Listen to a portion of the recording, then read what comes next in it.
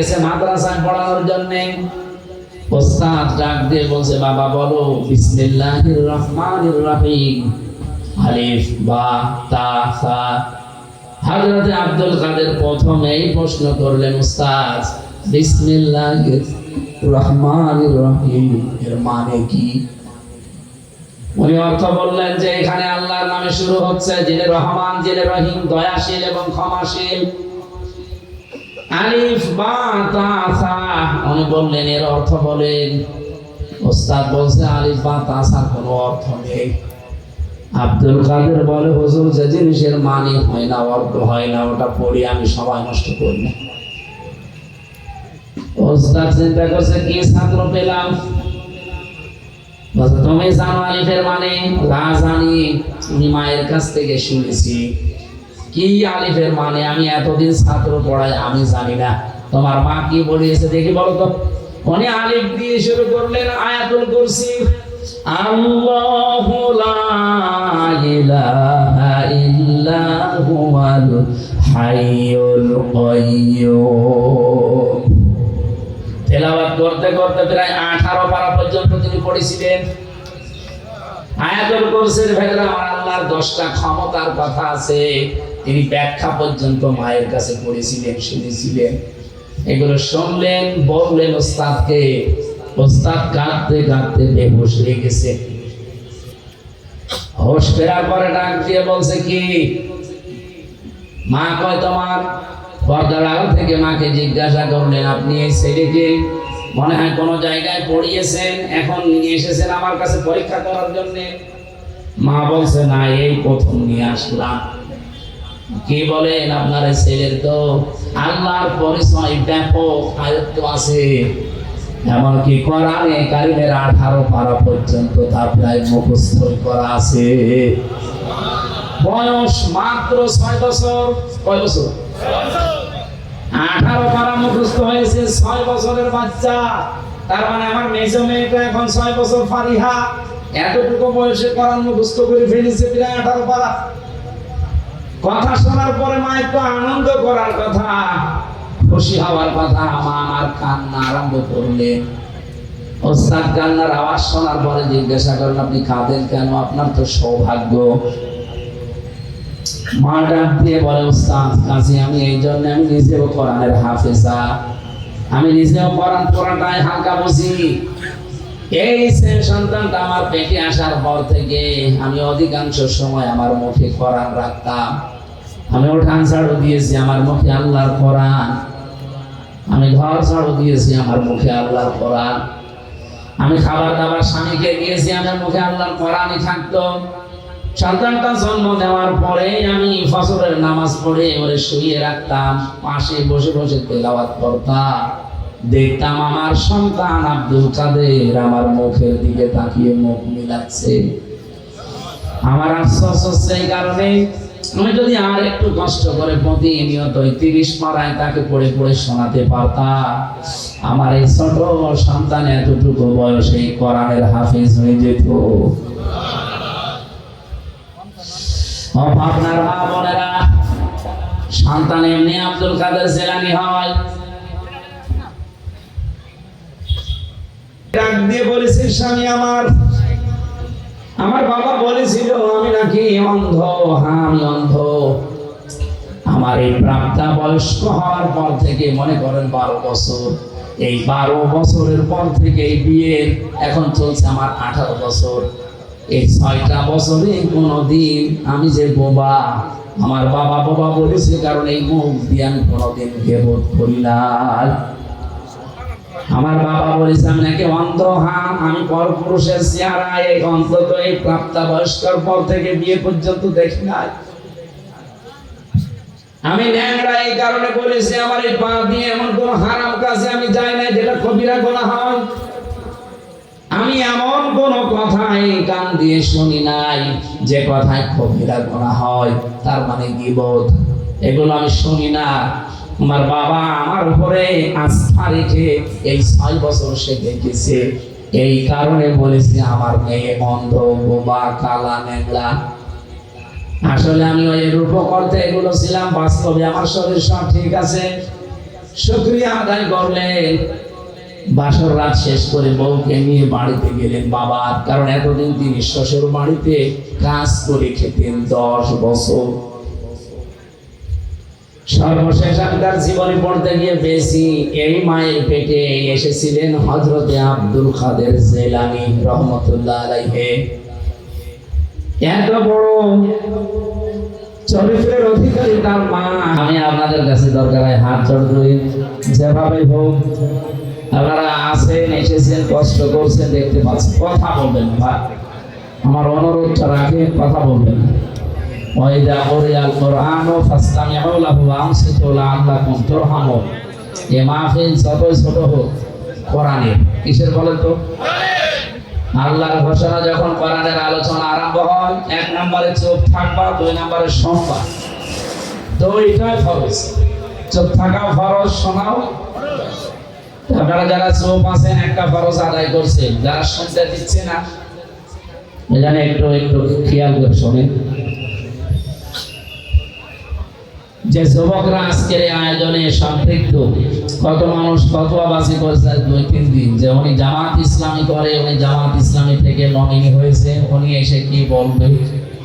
আমি আদর্শ হিসাবে বাংলাদেশে যত রাজনৈতিক দল আছে তার ভেতরে অনেক বলেছি আমি জামাত ইসলামী করি।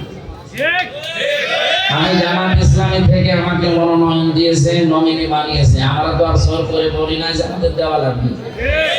আর আমি জানতাম না, জীবনে কোনোদিন কল্পনাও করি না, কারণ এই রাস্তার লোক আমরা না। আমরা ছিলাম এই যে দিনের প্রচারের কাজে, সেই জায়গা থেকে এসেছি আর এখানে বসে আমরা ওই মন নিয়েই কথা বলবো।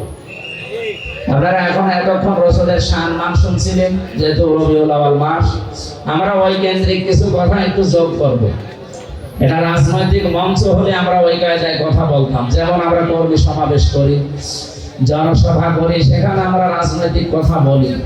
তো এইটা তো আর ওরকম ময়দান না, এখানে 12 বাবার 13 ছেলে আমরা বসে আছি, এক একজনের মন মানসিকতা এক এক রকম। কিন্তু কোরআন আর সুন্নাহর বেলায় আমরা কিন্তু এক। এই জায়গায় কোনো মত পার্থক্য আছে আমাদের? যদি মত পার্থক্য আসে, দরকার হয় বাবা মা নেতা নীতি ছেড়ে দেব, কিন্তু কোরআন হাদিস ছাড়া যাবে? আমিও আমার ওই রকম মন নিয়েই কথা বলবো ইনশাআল্লাহ। যে যুবকরা আজকের আয়োজনে সম্পৃক্ত, এরা আজকে আয়োজন না করে যদি গানের আসর দিত, আপনারা আনন্দ পেতেন না? কিছু মানুষ পেত, এই মানুষগুলো তো আনন্দ পেত না, এরা আরো কষ্ট পেত। আমরা আনন্দ পেয়েছি কোরআনের কারণে। কিসের কারণে বলেন তো? সুতরাং কোরআন শুনতে যারা এসেছেন খুশি হয়ে বলেন আলহামদুলিল্লাহ। পৃথিবীতে আল্লাহর যত বড় বড় দয়া রহমত আছে, যেগুলো আল্লাহ দিয়ে নিজে খুশি হন, আনন্দ পান, কিন্তু মানুষ ওইগুলো পেলে কষ্ট পায়। তার ভেতরে 1 নম্বরে কন্যা সন্তান। এটা আল্লাহ দিতে পারলে আল্লাহ খুশি, তিনি আনন্দ পান।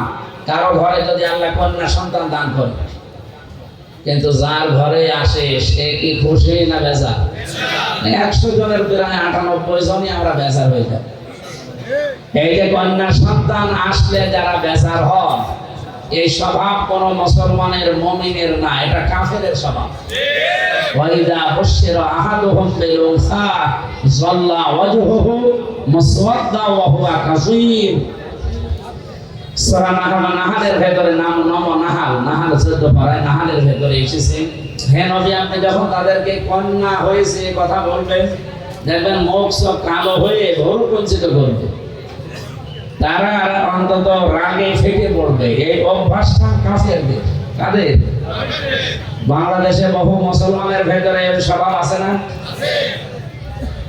আপনারা এখনো অনেকে কথা বন্ধ করেননি। আমার ভাইরা, এ পৃথিবীর শ্রেষ্ঠ মানুষ যার কথা শুনছিলেন এতক্ষণ, মুহাম্মদুর রাসূলুল্লাহ সাল্লাল্লাহু আলাইহি সাল্লাম, বলেন তো এই দুনিয়াতে তার একটা ছেলে সন্তানও বেঁচে ছিল? সেই কয়টাই হয়েছিল পরপর 3টা, একটাও বাঁচে নাই। বাচ্চা বয়সে তারা বিদায় দিয়েছে। আল্লাহ রাব্বুল আলামিন এর জন্য কোরআনে কারিমে তার পরিচয় দিতে গিয়ে জানিয়েছেন, মা কানা মুহাম্মাদুন আবা আহাদিম মির রিজালিকুম ওয়ালাকিন রাসূলাল্লাহি ওয়া খাতামান নাবিয়্যিন। এদিকে তাকান, আমি গতানুগতিক কথা বলছি, এখানে একটা শিক্ষা আছে। আল্লাহ পাক বলেন, মুহাম্মদ এই পৃথিবীতে কোন অ্যাডাল্ট পুরুষের বাবা ছিলেন না। তিনি পুরুষের বাবা ছিলেন, কিন্তু বয়স্ক কোন পুরুষের বাবা ছিলেন না। আল্লাহ এখানে এই জন্য রেজাল দিয়েছেন, সিবিয়ান দেননি। সিবিয়ান মানে বাচ্চা, শিশু, আর রেজাল মানে প্রাপ্তবয়স্ক। কোরআনে কারীম কত সূক্ষ্ম, আপনি আয়াতটার এই শব্দটা শুনলে টের পান। আমরা তো সে জন্মের পর থেকে বিভিন্ন জায়গায় এই রবিউল আউয়াল মাস আসলে মিলাদ হয়, আর মিলাদে ইমাম সাহেব যারা এই আয়াতটা পড়ে না, এই এলাকায় ইমাম সাহেব নেই, আমি ওনারে নিয়ে যান মিলাদ পড়তে, আয়াত দিয়ে তারা আরম্ভ করবে। অনেক হয়তো গলায় সুর আছে, আমার সুর হচ্ছে না, তাই ওই সুর দিয়ে এইটাই দিয়ে আরম্ভ করবে। মা কানা মুহাম্মাদুন আবা আহাদিম মির রিজালিকুম। মুহাম্মাদের পৃথিবীতে কোনো অ্যাডাল্ট, কোনো প্রাপ্তবয়স্ক পুরুষের পিতা ছিলেন না। বলেন তো এই শব্দটা যদি আল্লাহ পাক এখানে সিবিয়ান লাগিয়ে দিতেন, রিজাল না দিতেন, ওই জামানায় যারা কাফের, যারা আল্লাহর নবীর ভুল ধরতো, কোরআনেরও ভুল ধরার চেষ্টা করত, এই আয়াতটা শোনার পরে তারা ভুল ধরতো কিনা?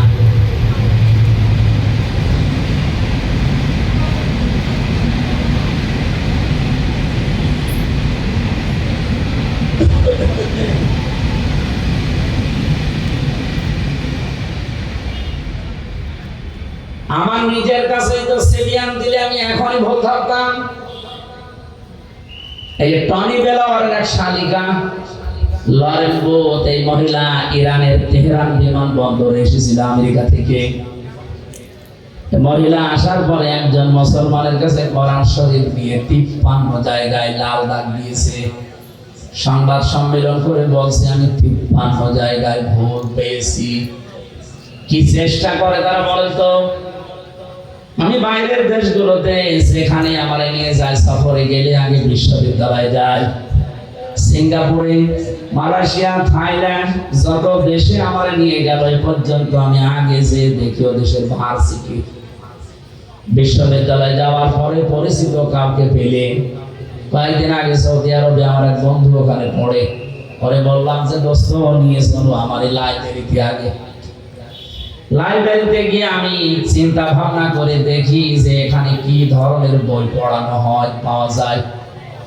আমার কুষ্টিয়া বিশ্ববিদ্যালয়ের যে লাইব্রেরি, আমার হয় 2 মিনিটে ঘুরে শেষ করে দেওয়া যাবে।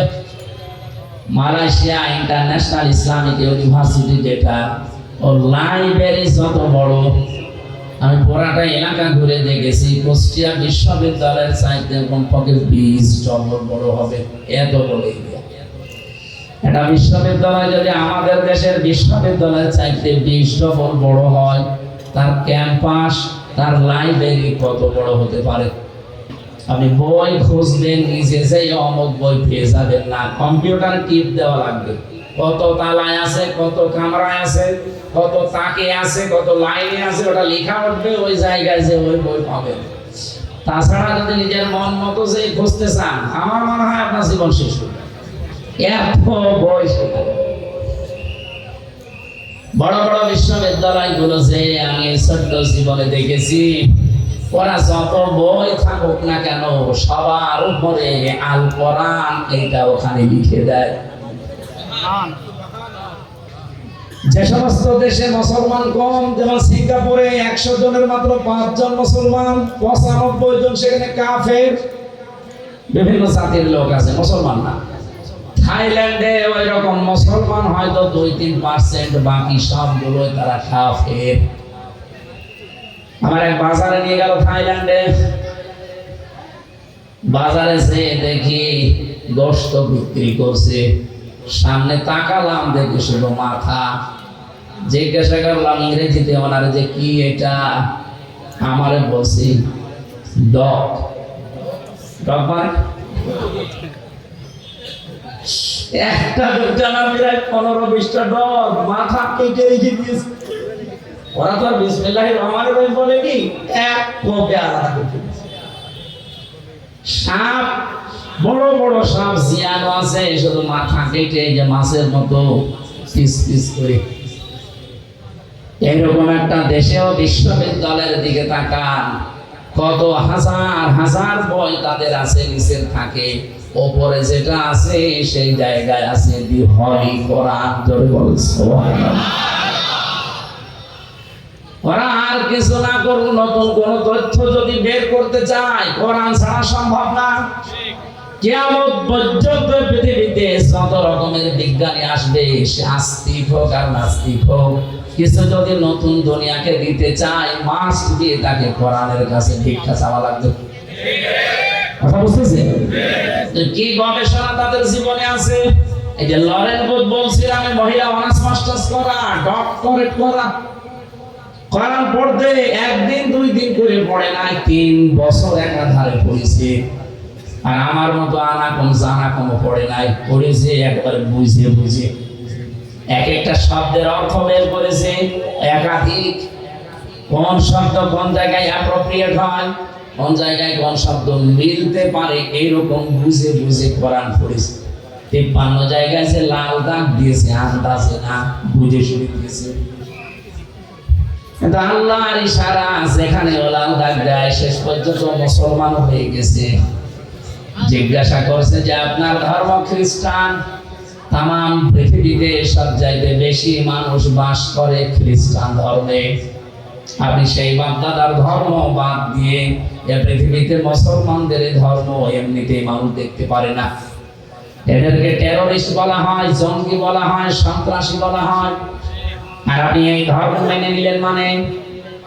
লরেন বুথ ওই দিন জানিয়েছে, আমি মুসলমানদের চেহারা দেখে, তাদের আচরণ দেখে মুসলমান হচ্ছি না, আমি মুসলমান হয়েছি আল্লাহর কোরআন দেখে।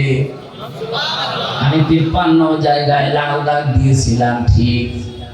এতদিন শুনতাম যে মুসলমান কোরআনে কোনো ভুল নেই, কিন্তু আমার দৃষ্টিতে আমি পেয়েছি আল্লাহর দয়া আমার উপরে, আল্লাহর ইশারায় যেখানেই লাল দাগ দিয়েছি, ভুল ধরেছি, দেখি তার পরের আয়াতে বা পরের সূরাতে ওই আয়াতের জবাব আমার আল্লাহ 1500 বছর আগেই দিয়ে দিয়েছে।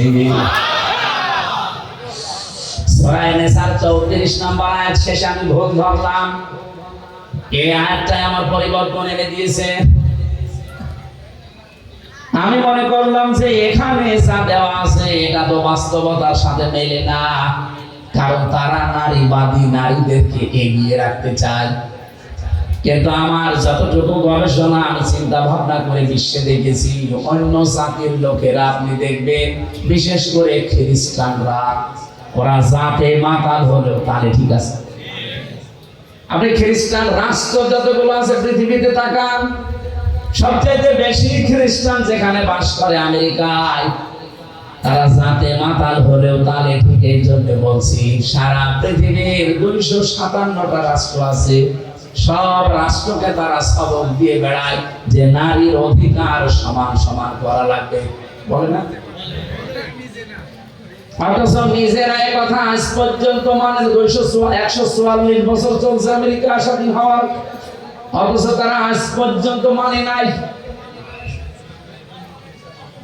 আমি বারাক ওবামা পর্যন্ত পড়েছিলাম ইতিহাস, এরপরেই তো বারবার আসতেছে যে লোকটা, ডোনাল্ড ট্রাম্প। ও দেখতে আমার মনে হয় একটা মাতাল, ওকে তো রাজনীতিবিদ না, একটা ব্যবসায়ী। হঠাৎ করে এই লাইনে এসে বিভিন্ন কায়দা কৌশলে হয়ে গেছে মরবার 2 বার। আপনি দেখবেন এরকম একটা মাতাল মার্কা লোক, যার নামে নারী কেলেঙ্কারি পর্যন্ত আছে। দেখেন কদিন আগে তারা এখানে স্টেজে দাঁড়িয়েছিল কমলা হ্যারিস। পৃথিবীতে যদি শিক্ষিত নারী আপনি খোঁজ করেন জেনারেল লাইনে, 10 জন যদি আপনি শিক্ষিত নারীর তালিকা করেন, কমলা হ্যারিসকে একজন পাবেন। 1000-এর উপরে বিশ্ববিদ্যালয় লাইনে আছে, তার ভেতরে সবচাইতে উপরের বিশ্ববিদ্যালয় যেগুলো 1, 2, 3, 4 করে গণনা করা হয়, মার্কিং করা হয় একটার সাথে আরেকটা। আমাদের বাংলাদেশে একটাও সেই পর্যায়ে নেই। 1000 বিশ্ববিদ্যালয় সারা পৃথিবীতে, বাংলাদেশের তালিকায় এখনো একটাও যেতে পারে। তাহলে 1, 2, 3 কি গবেষণা হয় সেখানে বলেন তো? এইরকম জায়গা থেকে এই মহিলা পাশ করা, অথচ এই মহিলাকে ওই দেশের লোক গুরুত্ব দিল না, গুরুত্ব দিল ট্রাম্পকে। নবীজির হাদিস পড়েছিলাম, ক্বালা নবী সাল্লাল্লাহু আলাইহি ওয়াসাল্লাম, লা ইউফলিহা কওমুন ওয়াল্লাহু আমরুহুম ইমরাতুন। বুখারী শরীফের হাদিস। ওই জাতি কখনোই সফল হচ্ছে না, হবে না।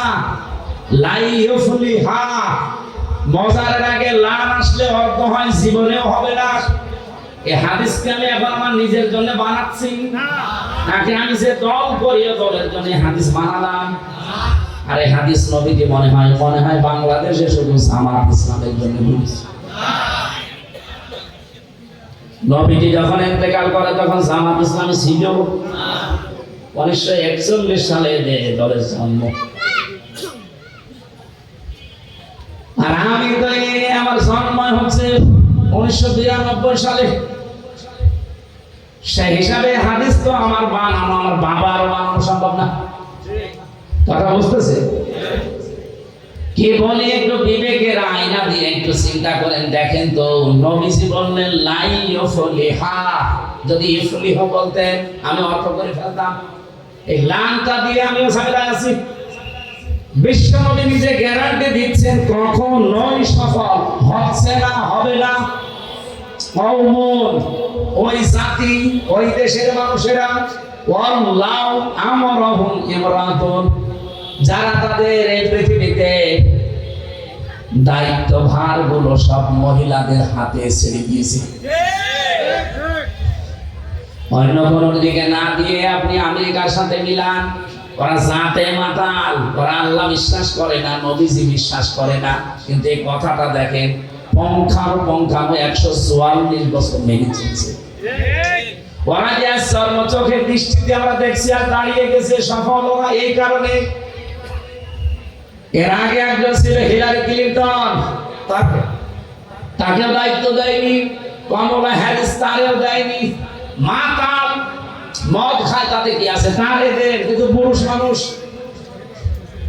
ওরা নবীর কথা মেনে আজ দাঁড়িয়ে যায়, আর আমরা 54 বছরের ভেতরে অর্ধেকই গেছে আমাদের সব সিদ্ধান্ত মেয়েদের উপরে।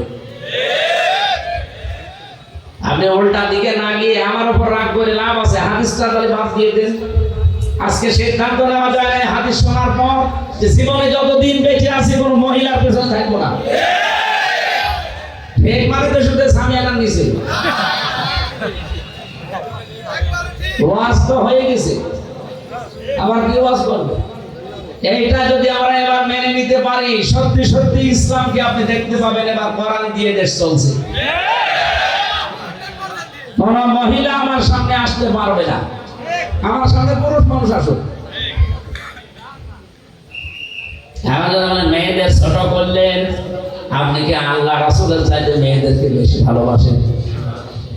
বিশ্ব নবী জানিয়েছেন পৃথিবীতে আমার কাছে 3টা জিনিস খুব বেশি ভালো লাগে, একটা নামাজ, একটা সুগন্ধি, আর একটা মেয়ে মানুষ। এই মেয়ে লোক বলতে গিয়ে তিনি ইমরাতি দিয়েছেন, আমার স্ত্রী। আমার স্ত্রী আমার কাছে ভালো লাগে। আমাদের কাছে নামাজ অনেকের ভালো লাগে, অনেকের লাগে না। অনেকের কাছে সুগন্ধি ভালো লাগে, অনেকের কাছে দুর্গন্ধ ভালো লাগে। ওই যে বিড়ি খায়, এটাকে সুগন্ধ। অনেকের কাছে স্ত্রী ভালো লাগে, নিজেরটা বাদ দিয়ে অন্যেরটা।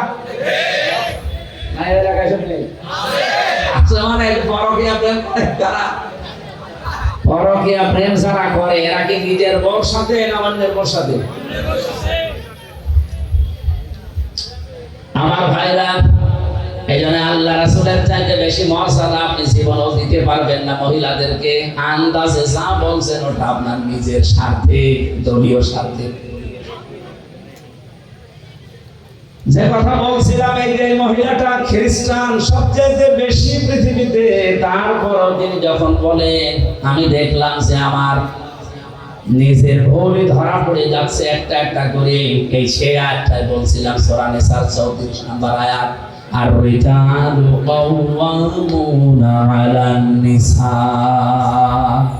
আমি পুরুষদেরকে বানিয়েছি অভিভাবক আর মেয়েদেরকে বানিয়েছি তাদের আজ্ঞাবহ। তাই আমাদের দেশে অনেকে এই সিস্টেম পুরো উঠিয়ে ফেলেছে, মেয়ে লোক এখন রাজমিস্ত্রি আর আমরা জোগাইয়ে। স্বামী এখন অধিকাংশ পরিবারে আর স্বামী নেই, মানে হুকুমের দাস হয়ে গেছে। সব পরিবারে না, বহু পরিবারে আমি দেখেছি স্বামী আন্দাজে নামে আছে শুধু, অথচ স্বামীর যে মর্যাদা এ পৃথিবীতে নবীজি জানিয়েছেন। আল্লাহ বাদে যদি সেজদা দেওয়া জায়েজ থাকতো, মেয়েদের কানের কাছে মুখ নিয়ে বলতাম যে স্বামীর পায়ে সেজদা দাও। এত মর্যাদা আল্লাহর পরে আল্লাহ যাকে দিলেন, সেই স্বামীকে আজ অনেকেই আছে গোলামের মতো ব্যবহার করে। গোলাম মার্কা স্বামী আছেন কারা? হাত তোলেন তো। এলাকা তো অনেক ভালো, আলহামদুলিল্লাহ।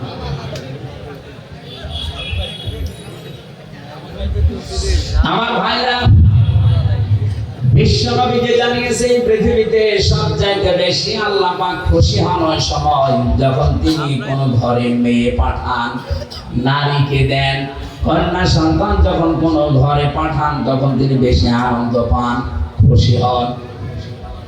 আমি যে কথা বলতে চাই, আয়াত দিয়ে বিশ্ব নবীকে আল্লাহ যদি সিরিয়ান না দিয়ে, রেজাল্ট না দিয়ে সিরিয়ান দিতে, আমরা তো আর কোরআন নিয়ে পড়ে থাকি না। যারা ভুল ধরার চেষ্টা আছে অহরহ, তারা এই আয়াত ভুল বের করতো যে মোহাম্মদ নাকি ছোট শিশুদের পিতা না। তাহলে এই যে তাহের, আবুল কাসেম, ইব্রাহিম, এগুলো কি? এরাও তো ছোটবেলায় মরে গেছে। আল্লাহ এমন শব্দ চয়ন করেছেন এই জায়গায়, সিরিয়ান দেননি, দিয়েছেন রেজাল। অথচ এসেছে জন্মের পর থেকে অনেকে আমরা মিলাদে পড়েছি, এখানে যে তথ্য আছে অনেকে আমরা জানি না। কত সেনসিটিভ জায়গা, কোরআনের প্রতিটি আয়াত আমার আল্লাহ রেজাল ব্যবহার করে মানুষের মুখের উপরে কাঁটা দিয়ে দিয়েছে যে না, মুখ খুলতে পারবি না। কোরআনের ব্যাপারে ভুল ধরা দূরের কথা, যালিকাল কিতাবু লা রাইবা ফীহি, এখানে ভুল তো দূরের কথা, সন্দেহের লেশ পর্যন্ত নেই। বলেন সুবহানাল্লাহ। আল্লাহ তাআলা রেজাল্ট দিয়েছেন সিরিয়ান না দিয়ে। তিনি প্রাপ্তবয়স্ক কোন পুরুষের পিতা ছিলেন না দুনিয়ায়, পিতা ছিলেন শিশুদের। ছোট বয়সের তার ছেলেগুলো সব বিদায় নেন। যতগুলো সন্তান তার দুনিয়ায় বেঁচে ছিল, মুরব্বী পর্যন্ত হয়ে গেছে অনেকে, সেগুলো সব মেয়ে। জাইনাব, রোকাইয়া, উম্মে কুলসুম, ফাতিমাতুজ জাহরা রাদিয়াল্লাহু তাআলা আনহা, এগুলো সব পুরুষ না মহিলা? বলেন বলেন। এবার আমি একটা হাদিস এখানে শোনাতে চাই। নবীজি বলেন, হে পৃথিবীর মানুষেরা, যার মেয়ে আছে মেয়ের বাবাকে গালি দিবা না। আল্লাহ নবী কিন্তু কোনোদিন এই কথা বলেন না যে ছেলের বাবাকে গালি দিবা না। আমি আপনাকে ছেলের বাবাকে গালি দিতে বলছি না, কিন্তু আজ বিশাল ভাবে মেয়ের বাবাকে গালি দিবা না এ কথা আল্লাহ নবী বললেন। কারণ আমি মুহাম্মদ নিজে মেয়েদের বাবা। মেয়ে যাদের আছে আপনি গ্যারান্টি দিতে পারেন, শুধু 3টা কাজ যদি করতে পারেন ওর পেছনে আল্লাহ পাক আপনাকে এই ওসিলায় একটা জান্নাত দেবে। 1 নম্বরে তার একটা সুন্দর অর্থবোধক নাম রাখা লাগবে। এমন নাম রেখে দিয়েছে ও নাম শুনলে কুকুর পর্যন্ত হাসে। আধুনিক এমন এমন নাম এখন বের হচ্ছে, এই জন্য আপনি ইসলামী এবং অর্থবোধক নাম রাখবেন মেয়েদের। 2 নম্বরে শুধু নাম রাখাই শেষ না, এর পেছনে আপনি খরচ করবেন আপনার সাধ্য মতো দিন শেখাতে। আপনার মেয়ে হাফেজা হবে, আপনার মেয়ে ইঞ্জিনিয়ার হবে, ডাক্তার হবে, কোনো অসুবিধা নেই, কিন্তু তাকে প্রথমে কোরআনে কারিমের জ্ঞানটা এমন ভাবে দেন ও বড় হয়ে যেন দুর্নীতি না করে।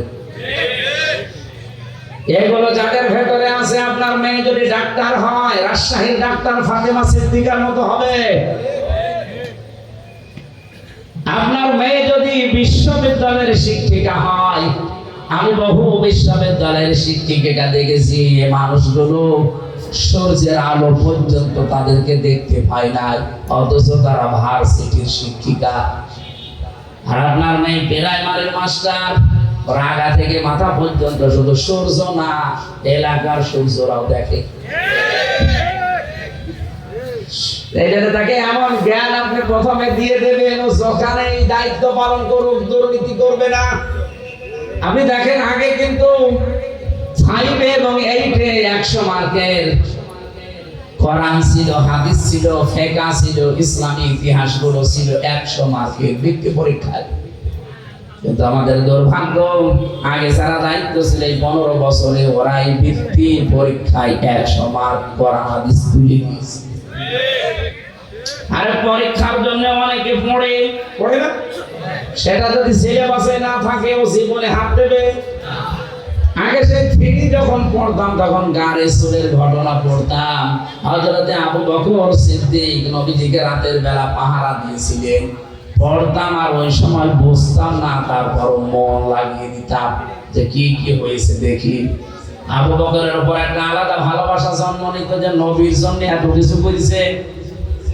ওখানে শিক্ষায় দেখবেন 2-3 লাইন আমার লেখা ছিল যে হযরতে আবু বকর নবীজির জন্য একটা দিন একটা রাত এই কষ্টটা করার কারণে আল্লাহ এত বেশি খুশি হয়েছিলেন, কিয়ামত পর্যন্ত আমরা সারা দুনিয়ায় আসতে পারি, সবার নেকি যদি এক পাল্লায় দেন, হযরতে আবু বকর নবীজির জন্য এক রাতে যে কষ্ট করেছিলেন, ওই এক রাতের কষ্টের সমান যে সওয়াব, ওই সওয়াবের পরিমাণ হবে না। আবু বকরের প্রতি এমনি একটা আলাদা ভালোবাসা তৈরি হয়ে যেত, সেইগুলোই যদি এখন তুলে দেয় যে ভালোবাসা জন্মাবে কি করে। এটা সিলেবাসে জানা ছিল, শিক্ষা ব্যবস্থায় ওরা সাথে মাতালগিরি করলো, ওরা তালে ঠিক ছিল। আপনি দেখেছেন যে কয়েকজন মানুষ দায়িত্ব পালন করেছে, নুরুল ইসলাম নাহিদ, ডাক্তার দীপমণি, আর এই যে চট্টগ্রামের নফেল, এগুলো লেখাপড়া কোন জায়গায়, এগুলো প্রোডাকশন কোন জায়গা থেকে। সর্বশেষ যে একটা দায়িত্ব ছিল এই মহিউদ্দিনের ছেলে নফেল, চট্টগ্রামের শিক্ষা মন্ত্রণালয় ছিল, ওর পড়া ভারতের রামকৃষ্ণ। যারা রামকৃষ্ণ থেকে পড়ে এসে আমাদের মুসলমানের 92% মুসলমানের দেশের শিক্ষা ব্যবস্থায় শিক্ষামন্ত্রী হবে, কত কোরআন হাদিস পড়াবে। এখানে 100 মার্কের ছিল, আর তুলে দিয়েছে, দরকার নেই। আমরা চাই আবার এই দেশে সকালবেলা ফজরের পরে কোরআনের আওয়াজ বিভিন্ন ঘর থেকে আসতে থাকবে। এটা চান না? খালি আসলে আজকে আসার পরে 4-5 জন বাচ্চা এসে বসে মাথায় হাত দেন, দোয়া করেন। কি দোয়া করবেন? বাচ্চাগুলো খারাপ হয় ওই সময় যখন মায়ের পেট থেকে দুনিয়াতে আসে, কারণ এই 10 মাস 10 দিন মায়ের পেটে থাকাকালীন ও অনেক কিছু ওখান থেকে নিয়ে আসে। বিজ্ঞান এখন প্রমাণ করছে 6 মাস যখন মায়ের পেটে মানুষের হয়ে যায়, তখনও দুনিয়ার কথাবার্তা শুনতে পায়। এখন 6 মাস আপনার স্ত্রীর পেটে সন্তান, বয়স হয়ে গেছে, আপনার স্ত্রী বসে বসে এমন সিরিয়াল দেখতেছে যার ভেতরে শুধু আল্লাহ রাসূলের কথা। ওইটা দেখে আর ওর ভেতর থেকে তো সব শুনতেছে, ওইটা প্র্যাকটিস করে, আসার পরে ঠিক ওইটা আচরণ করে। বলে দোয়া চাই আমার কাছে, হুজুর দোয়া করেন আব্দুল কাদের জিলানীর মতো ছেলে চাই। আব্দুল কাদের জিলানী এমনি হবে? সম্মানিত মা বোন যারা এসেছেন, শুধু ওয়াজ শুনতে আসা না, এখন থেকেই পরিবর্তনের নিয়ত করে বাড়ি যাবেন। হযরতে আব্দুল কাদের জিলানী রাহমাতুল্লাহ আলাইহি যে মায়ের পেটে এসেছিলেন, আপনি সেই মায়ের জীবনী পড়ে দেখেছেন কোনদিন? আমি কারাগারে থাকতেই 3 বছরে গুরুত্বপূর্ণ যে বইগুলো পড়ে শিক্ষা নিয়েছি, তার অন্যতম প্রোডাক্টিভ মুসলিম, কারাগারে রাত দিন। আর এই যে আব্দুল কাদের জিলানী রাহমাতুল্লাহ আলাইহির জন্ম, এত সুন্দর করে সেখানে শিক্ষামূলক বিষয়গুলো তুলে এনেছে। সন্তান পেটে রাখা অবস্থায় যদি ওগুলো পড়তো তাদের ঈমানও বৃদ্ধি হতো জাইনাব আল গাজালির মতো। আব্দুল কাদের জেলানির মায়ের নাম ফাতেমা, এই মেয়েটার মতো আমাদের মেয়েদেরও মায়েদেরও ঈমান মজবুত হতো। বাসর রাতে স্বামীকে ডাক দিয়ে বলছে, স্বামী দাঁড়ান, আপনি আমার কাছে আসা থেকে একটু বিরত থাকেন। আমার বাবা কিন্তু আপনাকে বলেছিল আমি নাকি অন্ধ, আমি নাকি বোবা, আমি নাকি ন্যাংরা। ঠিক বলেছে আমার বাবা। আপনি যে বাসর রাতে আমার কাছে আসতে যে ফিরে গেলেন ভয়তে, আপনি বিয়ের আগেই তো শুনেছিলেন যে আমি অন্ধ, অথচ আমার চোখ এখন ভালো। আপনি শুনেছিলেন যে আমি নাকি ন্যাংরা, অথচ আমি হাঁটতে পারি। আপনি শুনেছিলেন আমি কিছু শুনতে পাই না, কালা, অথচ আমি আপনার কথা শুনতে পাচ্ছি। আপনি শুনেছিলেন আমার বাবার কাছে আমি বোবা, কথা বলতে পারি না, অথচ আমি আপনার সাথে টকি করছি। আমার বাবা যা বলেছে সত্য বলেছে, এই কারণে আমি যখন প্রাপ্তা বয়স্ক হয়েছি, তার মানে মেয়েরা প্রাপ্ত বয়স্ক হয় ওই সময় যখন তাদের শরীর খারাপ হয়। কথা বুঝতেছে? মেয়েরা যারা এসেছেন সম্মানিত মা বোনেরা, আপনাদেরকে বলছি, একটা মেয়ে মানুষ ওই পর্যন্ত প্রাপ্ত বয়স্ক হয় না, প্রাপ্তা। মেয়েদেরকে প্রাপ্তা বলা হয়, পুরুষ প্রাপ্ত। যতক্ষণ তাদের মাসিক না হয় বা শরীর খারাপ না হয়, যখন শরীর খারাপ হয়ে যাবে, সে 9 বছরে হোক, 12 বছরে হোক, 15 বছরে হোক, যখনই শুরু হবে ওই দিন থেকে শুরু করে জীবনে আর কোনোদিন আপনি ওই মাসে 3 দিন, 5 দিন, 7 দিন বাদ দিয়ে নামাজ বাদ দিতে পারবেন না। এই মাসলাটা বুঝেছেন কিনা বলেন? তাহলে মেয়ে লোকের নামাজ ফরজ হওয়া, যেদিন শরীর খারাপ হয়েছে ওই দিনের পবিত্র হওয়ার পর থেকে, তার শরীর খারাপ হওয়ার পর থেকে নামাজ শুরু। প্রতি মাসে মাসে আপনি 3 দিন, 7 দিন, 10 দিন পর্যন্ত নামাজ না পড়ে থাকতে পারবেন যখন শরীর খারাপ থাকবে। তো শরীর ভালো হয়ে গেলে বাকি সময় কোনোদিন আপনি আর নামাজ বাদ দিতে পারবেন না। অনেকের মেয়ের হয়তো 10 বছর, 12 বছর, 13 বছরের শরীর খারাপ হয়, কিন্তু বাবা তো আর জানে না, মা তো এই বিষয়গুলো জানে। নামাজ না পড়ে ফজরের সময় ঘুমিয়ে আছে, বাবা তো আর জানে না যে আমার মেয়ের অবস্থা কি। মা কিন্তু সব জানে। বাবা যে ডাক দিয়ে বলবে যে ফরজ নামাজটা পড়ে ঘুমা, বলতেও পারে না। এই জন্য মা বোন যারা এসেছেন, আপনার দায়িত্ব এটা, স্বামীকে হয় জানিয়ে দেবেন যে এই মাস থেকে তার এই শরীরের অবস্থা, আগামী থেকে তার নামাজ কিন্তু আর কাজা করা হারাম, ফরজ নামাজ পড়াই লাগবে। আমি এই মাসলাটা বোঝাতে পেরেছি কিনা বলেন তো? বলেন বলেন। আমাদের বাবাদের দরকার নেই, মানে বাবারা শুধু আদেশ দেওয়ার ক্ষেত্রে থাকলে হবে। বড় ভাই যারা আমরা আছি, বাবা যারা আছি, আদেশ দেওয়া পর্যন্ত থাকলে হবে, কিন্তু দায়িত্ব পালন করা লাগবে মায়েদের আর বড় বোনদের। মারা এবং বড় বোনেরা যারা আছেন, অবশ্যই আপনার বোন হোক, আপনার মেয়ে হোক, তার শরীর যেদিন খারাপ হবে ওর পর থেকেই তার নামাজ কি ফরজ। এর আগে পর্যন্ত কিন্তু নামাজ ফরজ ছিল না। এর আগে পর্যন্ত সে 10 বছর হোক, 12 বছর হোক, 15 বছর হোক, এর আগে পর্যন্ত যদি নামাজ পড়ে থাকে সওয়াব হলে আপনার হবে, ওই মেয়েটার সওয়াব হবে না। এর পর থেকে নামাজ পড়লে সওয়াব, না পড়লে কবিরা গুনাহ, আর আপনি আদেশ দেন কি আপনার হবে না। স্বামীকে এখানে আমি যেটা বোঝাতে চাচ্ছিলাম, কন্যা সন্তানের পৃথিবীতে মানুষকে আমার আল্লাহ দিয়ে তিনি নিজে আরশে বসে বসে আনন্দ করেন আর তিনি নিজেই খুশি হন। আপনি যখন এই মেয়েটার সুন্দর একটা অর্থবোধক নাম রাখার পর তার পেছনে খরচ করবেন সাধ্য মতো, মনে করবেন এটা আমি আল্লাহর রাস্তায় সাদগা করছি। কোন ছেলের পেছনে খরচ করলে সাদগা হয় এটা আমি পাইনি, কিন্তু মেয়েটার পেছনে যদি খরচ করেন, তাকে দিন শিক্ষা দেন, 3 নম্বরে তাকে সৎ পাত্র দেখে পাত্রস্থ করে।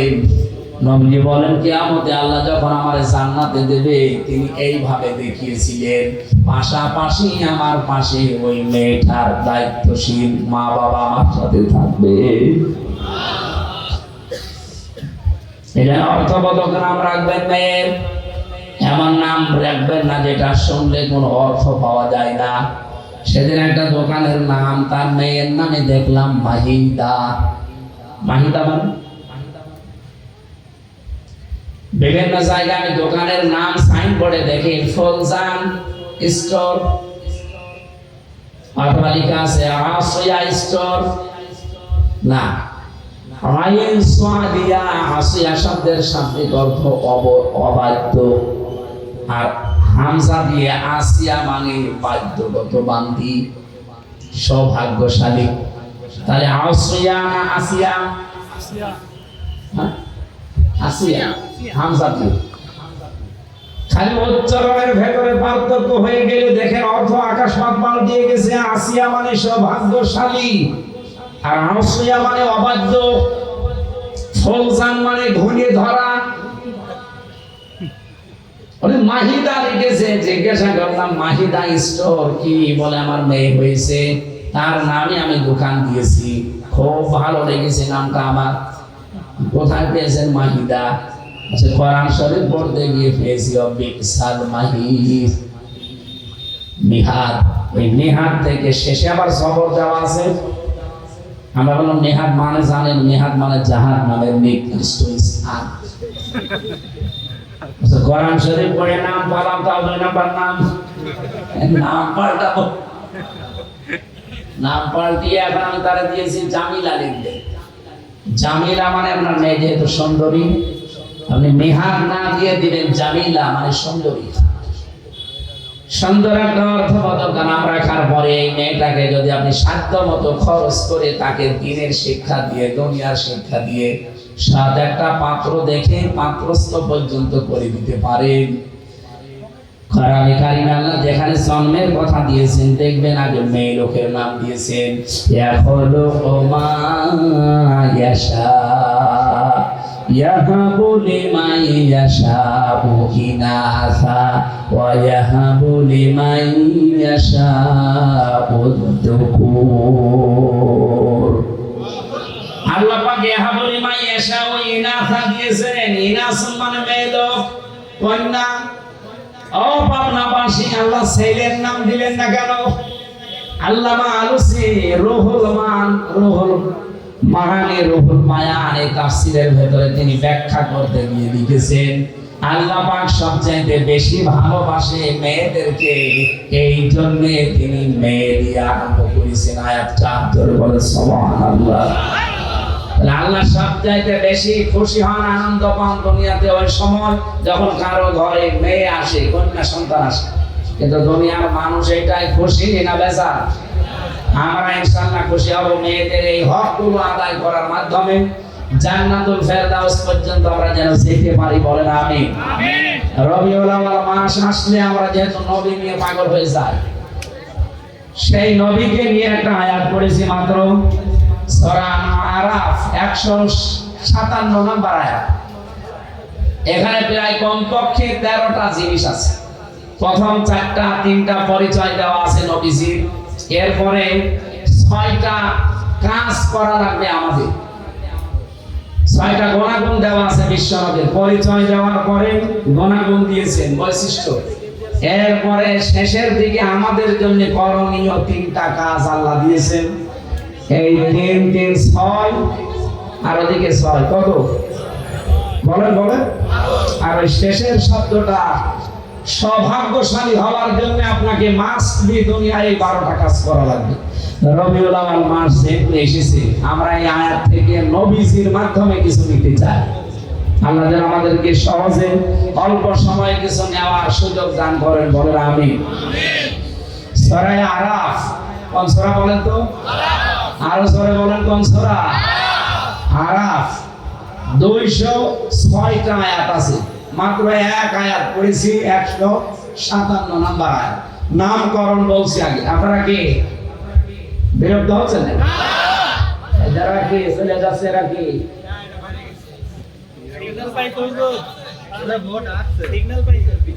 আমার ভাইরা একটু খেয়াল করে শুনবেন।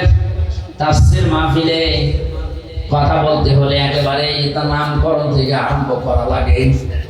আরাফ শব্দের শাব্দিক অর্থ আমরা জানি, এটা আরাফাতের ময়দান না। এটা শুধু আরাফাতের ময়দান না, আরাফ শব্দের শাব্দিক অর্থ উঁচু, এটা জান্নাত এবং জাহান্নামের মাঝখানে একটা দেওয়াল দেওয়া আছে, এই দেওয়ালটার নাম হচ্ছে আরফ। নবীজি বলেন কিয়ামতের দিন আল্লাহ কিছু মানুষকে এখানে বসিয়ে দেবেন। এই মানুষগুলো জান্নাতেও যেতে পারবে না, জাহান্নামেও যাবে না। এদিকে তাকান, খুব গুরুত্বপূর্ণ একটা পয়েন্ট।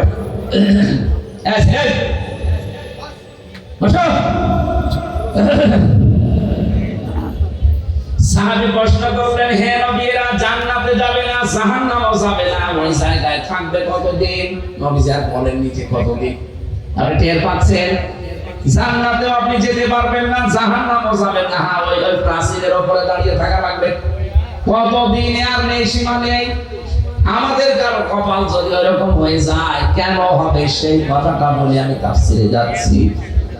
বিশ্বনবী বলেন আল্লাহ তাদেরকে জান্নাতে দেবে না মাত্র একটা কারণে, ওর নামাজ রোজা পর্দা পুশিদা সব ঠিক ছিল, কিন্তু পরিবারে ওর বোর সাথে আচরণ ভালো করতো, মার সাথে আচরণ ভালো করতো না।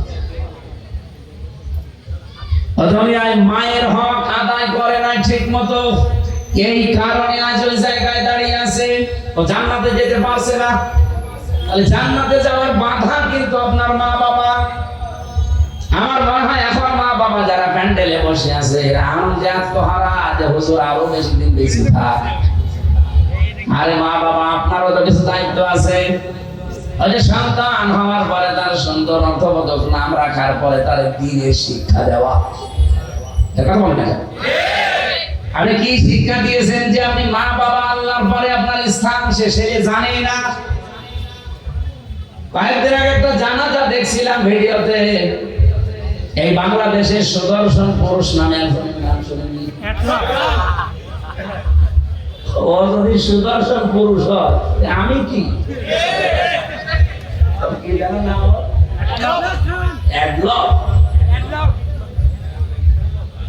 আমি মনে করছিলাম অ্যাডলফ হিটলার মনে হয়।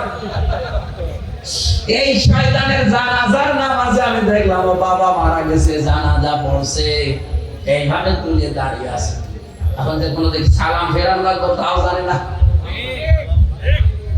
অ্যাডলফের মতো সন্তান আপনি জন্ম দেন, ও যতই সুদর্শন পুরুষ হয়ে বাংলাদেশ কাঁপিয়ে যাক, আল্লাহর কসম কিছুদিন পরে দেখবেন তার মাকে বৃদ্ধাশ্রমে রেখে এসেছে। কারণ আজ হাজারো বৃদ্ধাশ্রমে নিজে খোঁজ নিয়েছি, নিজে গেছি, যে দেখেছি দিন শিক্ষায় শিক্ষিত যারা তাদের মা বাবা বৃদ্ধাশ্রম অনেক আমি পেয়েছি। এটা শুধু ওই ছেলেটার কারণে না, এটা হচ্ছে তার বউর কারণে। অধিকাংশ 190 জন মা বাবা যারা আজ বৃদ্ধাশ্রমে থাকে তাদের খোঁজ খবর নিয়ে পাশে বসে কথা শুনতে দেখবেন চোখের পানি ফেলতেছে, হাও হাও করে। আমি যে কিশোরগঞ্জে পেয়েছিলাম, কিশোরগঞ্জ থানা, ওটার যে নীলফামারী জেলা, আমি যে দেখলাম দুই পাশে মা আর বাবা বসে আছে, 25 জন 50 জন। একজনের কাছে একটু মাথা কান ধরে বললাম, কি বাড়ি কোথায়, কি করেন, কেন এখানে এসেছেন? হাওমাও করে আমার হাত চেপে ধরে হাওমাও করে কাঁদতেছে বাবা তার মা। বলছে, একজন বলছে আমার দুইটা ছেলে থাকে, একটা আমেরিকায় আর একটা ইংল্যান্ডে, আর একটা ছেলে আমার এই দেশে আছে, সে বড় ডাক্তার। 3টা ছেলে প্রতিষ্ঠিত। আমার ছেলেদের আমি দোষ দেই না, সেরকম দোষ হচ্ছে আমার বৌমাদের। ওরা এমন ভাবে পড়াপড়ি করে, এই শেষ পর্যন্ত বাড়িতে 5টা রুম আছে, একটা রুমে আমাদের পুরোপুরি জায়গা হয় না, টাকা পয়সা পাঠায় এই বৃদ্ধাশ্রমে আছে। আমি অনেক দিনের শিক্ষায় শিক্ষিত মানুষের মা বাবাকেও পেয়েছি। সত্যি কথা বলবো তো অসুবিধা কি? আমার গায়ে পড়তে পারে পড়ুন, কিন্তু তারা শুধু দায়ী না। যে সমস্ত মাওলানা বলেন এই দিন শিক্ষায় শিক্ষিত ভাইরা তাদের মা বাবাকে বাধ্য হয়ে রেখে এসেছে শুধুমাত্র তাদের পরিবারের সন্তান আর বউর কারণে।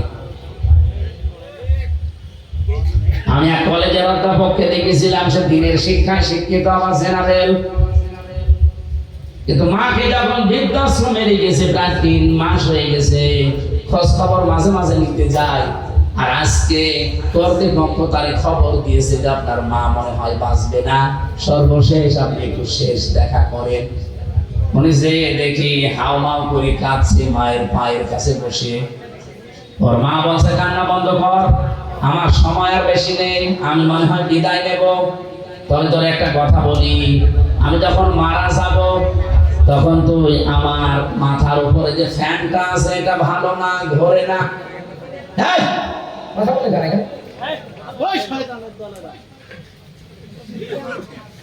আশ্চর্য তো মানুষ কথা শুনছে, আপনারা কথা বুঝতে পারেন? এই কমিটিতে যারা আছেন আপনারা নিজের নিজে ঠিক করেন। মঞ্চের পেছনে কারা ওরা কারা? কান ধরে দুই একটা করে দেন, দিয়ে এখান থেকে বিদায় করে।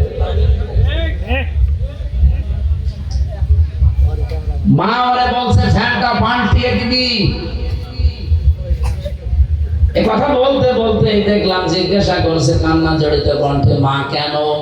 কেন মানে আমি তো তোর ছোটবেলা থেকে পর্যন্ত মানুষ করে দেখেছি, তুই তো গরমে থাকতে পারিস না, তুই যে ফ্যানটা 3 মাস আমার মাথার উপর এটা ঘোরে না, তুই আমার সাথে সেই বয়সে যা করলি আমার মনে হচ্ছে কিছুদিন পরে তোর এখানে আসা লাগবে। তোর তো ফ্যান ছাড়া ঘুম হবে না, তোর আমি খুব ভালোবাসি, আগে থেকে সতর্ক করলাম, ফ্যানটা পাল্টিয়ে নতুন ফ্যান আগে লাগিয়ে দিস, তোরই ভালো হবে। এ কথা বলে ওর মা মরে গেল। আমার বলছে হুজুর মন খারাপ, আমি দেখতে গিয়েছিলাম ওটা ওই চট্টগ্রাম বিভাগে। মন খারাপ করবেন না, আমার উপরে আপনি গালি দিয়েন না, রাগ করেন না, এই দোষ শুধু আমার একা না, আমিও আপনার মতো গিরি শিক্ষায় শিক্ষিত, আমি কলেজের অধ্যাপক, আমি জেনারেল থেকে অনার্স মাস্টার্স করেছি, আমার 2টা ছেলে মেয়ে আছে, আমার মা 3 মাস এখানে পড়ে আছে, মাঝে মাঝে মাকে আমি খরচ দিয়ে যাই, কিন্তু সাধ্য মতো দিতে পারি না। বউ আমার বলেছে এই বুড়ি যদি বাড়ি থাকে তোমার ভাত আমি খাবো না। আমি তো বউকে তালাকও দিতে পারলাম না, ওই বাচ্চার মুখের দিকে তাকিয়ে। শেষ পর্যন্ত মাকেই রেখে গিয়েছিলাম, আজকে মা আমার চিরদিনের মতো চলে গেল। আমার বাবা সেই ছোট্টবেলায় মারা গেছে, বহু কষ্ট করে এ পর্যন্ত আমি পৌঁছেছিলাম। খুব অবস্থান ভালো না আমার, যাই আছে আমি চলতে পারতাম, কিন্তু আজকে আমি আমার একজনকে হারালাম যে দুনিয়ায় আমার নাম ধরে ডাকবে সেরকম মানুষ এখন আর নেই। বলেন তো জেনারেল শিক্ষা বলেন আর ধর্মীয় শিক্ষা বলেন, মা বাবাকে বৃদ্ধাশ্রমে রেখে আসার পেছনে আমি যতটুকু দেখছি, আমি তো একেবারে কম ঘুরি না, যতটুকুই দেখছি সবচাইতে বেশি ভূমিকা পালন করে বাড়ির বউগুলো। 100টার প্রায় 98টা পরিবারে আজ বউ শাশুড়ির মিল নেই। ছোটখাটো জিনিস নিয়ে তাদের মনের দূরত্ব, শরীরের দূরত্ব এত বেশি, শেষ পর্যন্ত স্বামী যারা আমরা আছি আমরা মানসিক রোগী হয়ে যায়। বউর দিকে একটু ভালোবাসা দেখালে আমার নাম পড়ে যায়, আমি বউ পাগল। মা বাবার কথা শুনতে গেলে ওদিকে শ্বশুর শাশুড়ির মন তো পাওয়াই যায় না, বউ বলে ফেলে তোমার বিয়ে করার দরকার কি? এটা বাংলাদেশে নেই। এই দুই চাপা কলে পড়ে হাজার হাজার স্বামী, আজ আমরা মানসিক রোগী, কিছু বলতেও পারি না, শুনতেও পারি না। এ ঝামেলা আছেন কারা? হাত করে দেখি।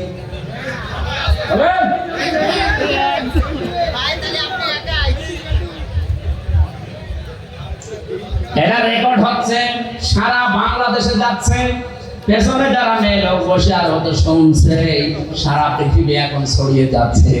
হাতে পায়ে ধরে মাদেরকে বলছি, বিশেষ করে বউদেরকে বলছি, আল্লাহর কসম আপনি জান্নাতে যেতে পারবেন না যতক্ষণ শ্বশুর শাশুড়িকে নিজের মা বাবার মতো মনে না করবেন। আরে নিজের মা বাবা তো আপনার কাছে থাকলে জীবন আপনি এরকম ছাড়িয়ে দিতে পারবেন, এরকম মন খারাপ করতে পারবেন? 24 বছর 25 বছর 28 30 বছর পর্যন্ত হামজার পেছনে এই মেয়ে লোকটা শ্রম দিয়েছে নিঃস্বার্থ ভাবে। এই পুরুষ লোকটা রোদে পুড়ে পুড়ে পিঠের চামড়া কালো বানিয়ে ফেলেছে হামজার জন্য। আর আপনি 3 কথায় এসে 3 দিনে আপনি পাল্টিয়ে গেলেন। আপনি নিজের শুধু ক্ষতি করছেন না, এই স্বামীর মন থেকে তো উঠে যাচ্ছেনই। আপনি দেখবেন স্বামীরা সবচেয়ে জড়ানো জিনিসকে বেশি ভালোবাসে। আর পৃথিবীতে সবচাইতে বেশি আমরা পুরুষ যারা আছি, আল্লাহর কসম আমি কোরআন হাতে নিয়ে বলতে পারি, আল্লাহ রাসূলের পরে আমি সবচাইতে বেশি ভালোবাসি আমার মা আর বাবাকে। আর এই মা বাবার সাথে যে জিনিসে জড়িয়ে থাকে তাকেও বেশি ভালোবাসি। এখানে যদি স্বামীর মন পেতে চান, আপনি স্বামীর মা বাবার সাথে কন্যার মতো জড়িয়ে যাবেন, এমনি আপনাকে মন থেকে ভালোবাসবে। কথা বলেন ঠিক কিনা? আরো জোরে বলেন। আমার ভাইরা, বিশ্বনবী মুহাম্মদ রাসূলুল্লাহ সাল্লাল্লাহু আলাইহি সাল্লামকে আল্লাহ যে কথাগুলো আমাদের মাধ্যমে এবার জানাবেন, সূরা আরাফ থেকে যেহেতু পড়েছি, আপনি আরাফ থেকে ইব্রাসির নামক জায়গায় মনে করেন এখন দাঁড়িয়ে আছেন, আপনার বিচার চলছে। আপনাকে আল্লাহ জান্নাতে দেখছে না শুধুমাত্র মায়ের কারণে, বাবার হক আদায় না করার কারণে। সাহাবী প্রশ্ন করলেন, হে নবী, আমার মা বাবার কারণে আমি জান্নাত যেতে পারলাম না, জাহান্নামে আল্লাহ দিচ্ছে না কোন কারণে? বসে এইটাই আমার মূল বিষয়, নাই তো আমি পয়েন্ট পর্যন্ত আসতাম না। এদিকে তাকান। সাহাবী প্রশ্ন করার সঙ্গে সঙ্গে নবীজি বললেন তাকে আল্লাহ জান্নাতে দিচ্ছে না মা বাবার কারণে, আর জাহান্নামে দিচ্ছে না লোকটা আর যাই করুক দুনিয়ায় দিন কায়েমের জন্য চেষ্টা করতে। তাহলে দিন কায়েম করা এটা কিন্তু ফরজ, এটা নফল কাজ না। যত ফরজ আছে দুনিয়ায়, এই জমিনে আল্লাহর দিন কায়েম করা, নামাজ, রোজা, হজ, যাকাত, দান, সাদকা এর চাইতেও বড় ফরজ। কারণ দিন কায়েম না থাকলে নামাজের হক আদায় করে নামাজ পড়তে পারবেন না। দিন কায়েম না থাকলে আপনি যাকাত ভিত্তিক অর্থনীতি পাবেন না। দিন কায়েম না থাকলে আপনি পর্দাশীল মহিলা খুঁজে পাবেন না। এটারে কোরআনে কারিমে আমি যতটুকু স্টাডি করে দেখলাম, আমি তো সে ছোটবেলা থেকে এর সাথে লেগে আছি, আমার এই মাথার ভেতরে কোরআনের যতটুকু জ্ঞান আছে আমি দেখেছি সব ফরজের বড় ফরজ আল্লাহর জমিনে দিন কায়েম করা। আদম নবী থেকে আমাদের নবী পর্যন্ত কত লক্ষ নবী হতে পারে বলেন? আমি অন্তত ছোট জীবনে যত নবীর জীবনী পড়েছি, শুধু 2 জন নবীর জীবনী বাদ দিয়ে প্রত্যেকটা নবীর জীবনের শেষে পেয়েছি আন আকিমুদ্দিন, দিন কায়েম করো। একজন হযরত আদম আলাইহিস সালাম আর হযরত সুলাইমান নবী, এরা 2 জনে আদম নবীর সময় তো মানুষই ছিল না, আর সুলাইমান নবী তার বাবার কাছ থেকে রাজত্ব পেয়েছিলেন, তিনি আর কি কায়েম করবেন? আর বাকি যত নবীর জীবনী পড়লাম, প্রতিটি নবীর জীবনের মিশন এবং ভিশন ছিল যে দিন কায়েম করা লাগবে। ওয়ালা তাতাফাররাকু ফি, আল্লাহ বলেন মতপার্থক্য করা যাবে না এই বিষয়ে। আপনি যা করেন করেন, আপনি তাবলীগ করবেন করেন, আপনি জামাত ইসলাম করবেন করেন, আপনি পীর মুরিদি করবেন করেন, জিকির করবেন করেন, দরবার খুলে বসে আছেন করেন, যা করবেন আপনার জীবনের যেন টার্গেটই থাকে যে জমিনে দিন কায়েম করা লাগবে। এই বিষয়ে যদি আপনার মন খারাপ হয়, ফতোয়াবাজি করেন যে না এটা দুনিয়ার কাজ, এটা রাজনীতি, সূরা শুরা 25 নাম্বার পারা 13 নাম্বার আয়াত, এটা 3 নাম্বার পৃষ্ঠা 11 না 10 9 নাম্বার লাইনে আছে, মাঝের অংশে পাবেন এতটুকু, কাবুরা আলাল মুশরিকিনা মা তাদউহুম ইলাইহি। আল্লাহ পাক বলেন, হে নবী আপনি যাদেরকে ওদেরকে ডাকেন দিন কায়েম করো জমিনে, এটা শুনলে সবচাইতে বেশি মন খারাপ হবে তাদের যারা মুশরিক। বাংলার মুসলমানেরা, নামাজের কথা বললে আপনি আমাকে দোয়া করেন, ভালো কথা বলেন, রোজার কথা বললে আপনার কাছে আমি ভালো, জমিনে যে আল্লাহর দিন কায়েম করা লাগবে এটা বললে আপনার কাছে রাজনীতি মনে হয়, দুনিয়ার কাজ মনে হয়। আপনি বিশ্বাস করতে পারেন যে কোনো কায়দায় আপনার দ্বারা মনে হয় শিরিক হচ্ছে। শিরিক করলে মানুষ যেহেতু মুশরিক হয়, আর দিন কায়েমের কথা শুনলে রাগ হবে, মন খারাপ হবে, খারাপ লাগবে কাদের? মুশরিক। বলেন বলেন, এই বাংলাদেশে দিন কায়েমের কথা বললে আপনার রাগ হয়, আপনি কি মুশরিক? বলেন। আমি তো স্টেজ গুলোতে এসে আমার বাবার আইন কায়েম করো বলি না, বলি আল্লাহর বিধান কায়েম করা লাগবে। কারণ এইটা কায়েম হলে এই দেশে ডাকাতি থাকবে না, চুরি থাকবে না। যাকাত ভিত্তিক অর্থনীতি কায়েম হয়ে যাবে, ঠিক বাড়ি বাড়ি যাকাতের সম্পদ পৌঁছিয়ে যাবে। যাকাত নেওয়ার জন্য তখন পাড়া খেয়ে মরা লাগবে না। এদেশের সম্পদ বাইরের দেশে শুধু হাত পাতা লাগবে না, যে টাকায় আছে দেশের সম্পদ আছে, শুধুমাত্র যাকাত ভিত্তিক অর্থনীতি কায়েম করে দেন, এই দেশটা ঠিক 1 বছরে আবার দাঁড়িয়ে যাবে। আর বাইরের মুসলমানদের 57টা টাকা তো বিভিন্ন কায়দায় আমাদের দেওয়ার জন্য রেডি হয়ে আছে। আমি মালয়েশিয়া গিয়েছিলাম, সৌদি আরবে ছিলাম, এই দেশটা হচ্ছে 14 ডবল বড় এই দেশটা। যেখানে যেখানে মিশেছি তারা জানে যে এই পৃথিবীতে সবচাইতে বেশি মুসলমান বাস করে ইন্দোনেশিয়ায় আর বাংলাদেশে। যাকাত ভিত্তিক অর্থনীতি কায়েম করেন না কেন? তারা যাকাত পাঠাবে, ওই টাকাগুলো, নিজের টাকাগুলো, নিজের সম্পদগুলো আপনি শুধু মানুষের দ্বারে দ্বারে যাকাত ফরজ পৌঁছিয়ে দেবেন। 1 বছরের ভেতরে দেখবেন ওই মানুষটা আর ভিক্ষা করবে না, মানুষের সাদাবাজি, চিন্তায় চুরি না।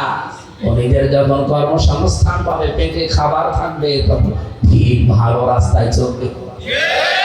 বাংলাদেশ জামাত ইসলামীর কোন মানুষ সাদাবাজি করে না, চিন্তায় করে না, রাহাজানি করে না, এই কারণে করে না। আপনি দেখবেন এই মানুষগুলো যাই হোক, গরিব হোক আর ধনী হোক, একটা কাজ আছে। এই লোকটা জামাত ইসলাম করে, ও কাপড় সেলাই করে খায়, দর্জি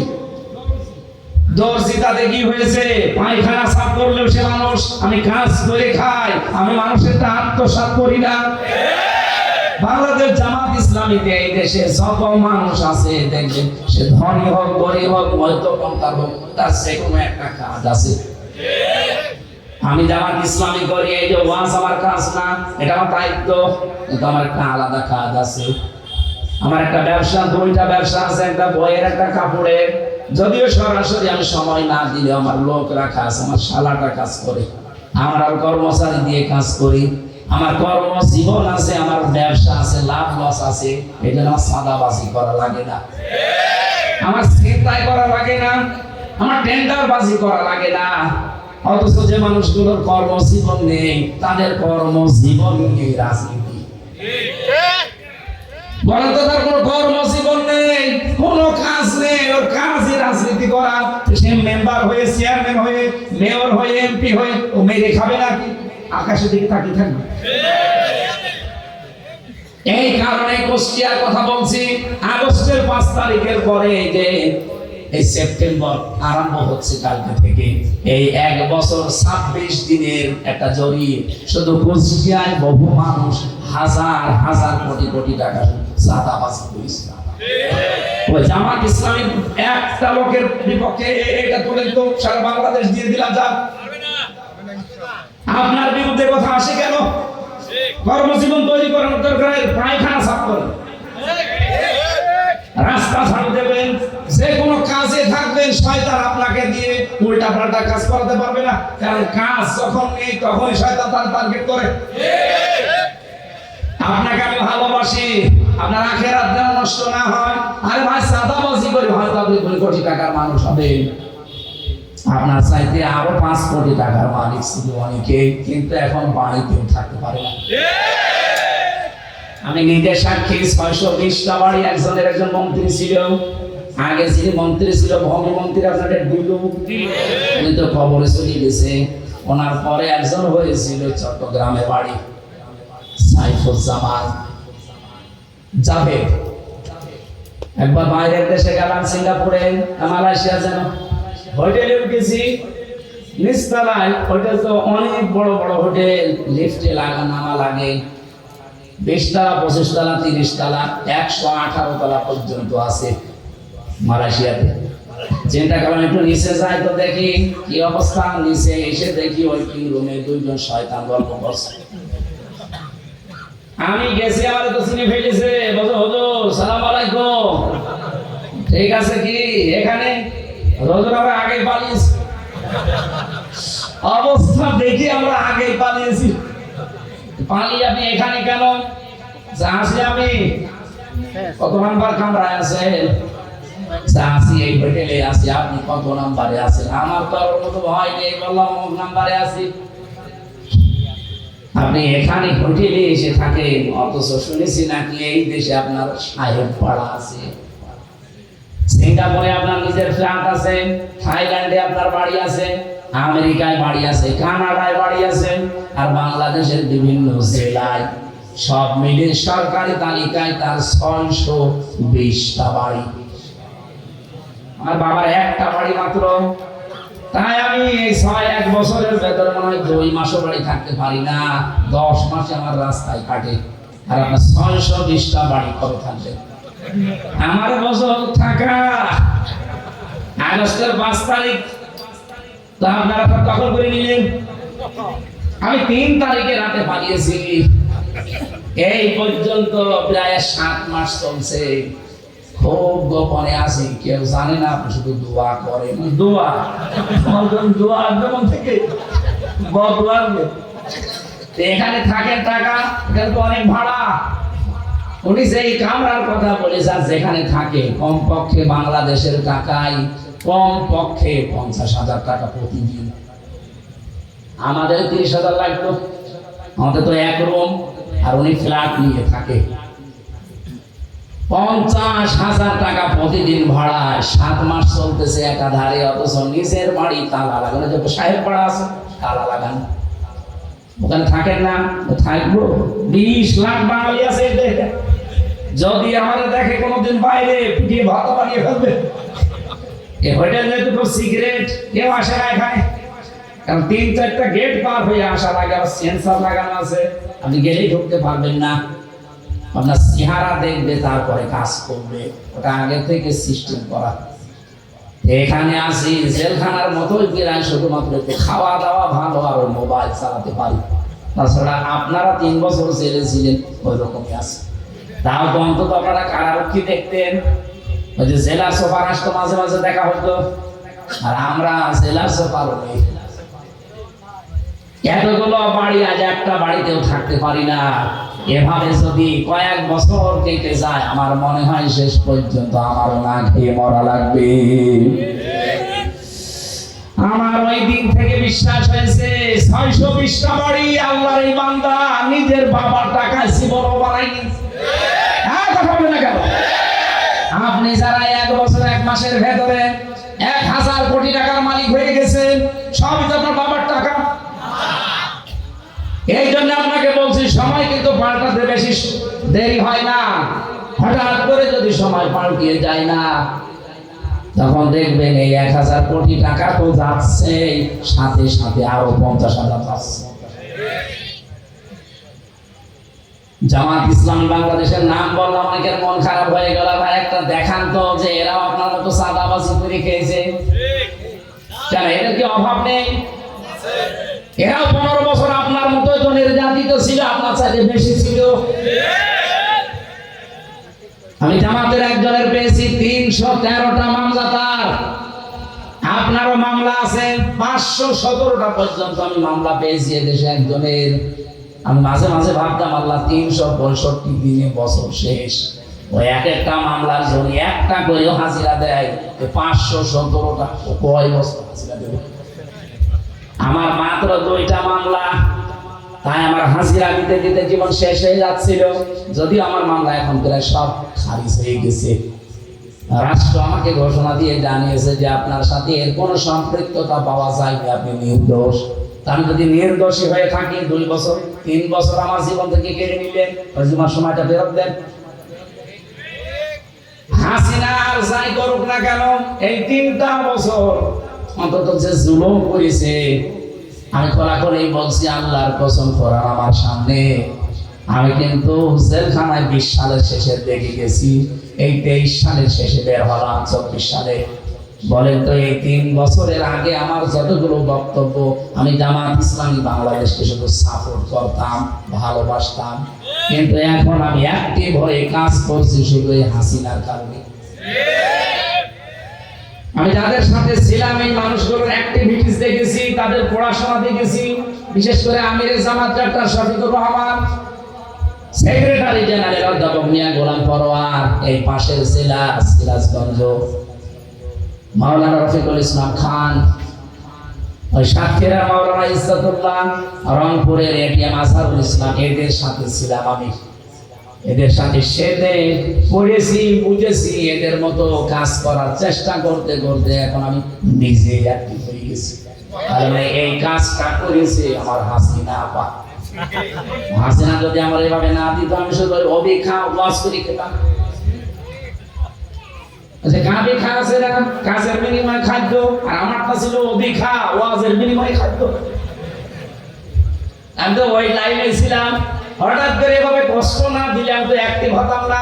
এই দিন কায়েম করা যে কত বড় ফরজ এটা আমি বুঝতাম না, শুধু পড়ে যেতাম। এই আয়াত আমি সে জন্মের পর থেকে পড়ছি। আমি যেদিন কায়দা পড়া শেষ করে কোরআন শরীফ ধরেছিলাম, পড়াটা শেষ করে এই আয়াত তো সেই দিন থেকে আরম্ভ করেছি, সেই 5 পাস করার পর থেকে। দেখো এতদিন পর্যন্ত তো এইভাবে বুঝতাম না যে কাবুরা আলাল মুশরিকিনা মা তাদউহুম ইলাই। হে নবী, আপনি যেদিকে মানুষকে ডাকেন যে দিন কায়েম করো, এটা শুনলে সবচেয়ে বেশি খারাপ লাগবে মুশরিকদের।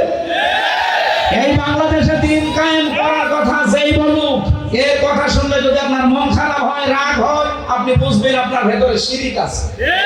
আর শিরিক যারা করে তারা মুশরিক, আর মুশরিক হলে আপনার কাছে খারাপ লাগার কথা। আপনি বলেন তো আমি তো শিরিক করি না, অবশ্যই করে না, আপনার কাছে খারাপ লাগে কেন? কোরআন শরীফ কি মিথ্যা হবে? এখানে আপনি শিরিক করছেন, আপনি আগে মুক্ত হন, তাহলে আপনার কাছে দিন কায়েমের কথা শুনলে আনন্দ লাগবে, মন খারাপ হবে। আর আপনাকে আল্লাহ নিয়ে আসবেও না। এই আয়াতের শেষের শব্দ আল্লাহু ইয়াজতাবি ইলাইহি মাইয়াশা। আল্লাহ পাক যাকে ইজতিবা করেন মানে মনোনীত করেন, পছন্দ করেন দিন কায়েমের জন্য, তাকে আল্লাহ এই কাজে লাগান। ওয়াহদি ইলাইহি মাইয়ুনিব। কিন্তু আমার আল্লাহ দেখেন যে এর মন আছে কিনা।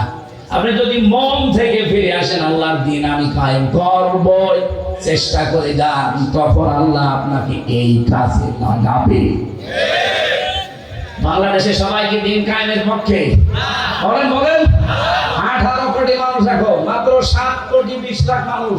এই যে জরিপ 3 দিন আগে, 7 কোটি 20 লাখ মানুষ এখন চাচ্ছে যে দিন কায়েম হোক, আর বাকিরা এখনো চাই না। আমি বিশ্বাস করি আয়াত দ্বারা সূরা শুরা 13 নম্বর আয়াত, এই বাংলাদেশে এই 20 কোটি, এই 7 কোটি 20 লাখ মানুষকে আমার আল্লাহ অলরেডি তার দিন কায়েমের জন্য নির্বাচিত করেছে তাদের মন দেখে।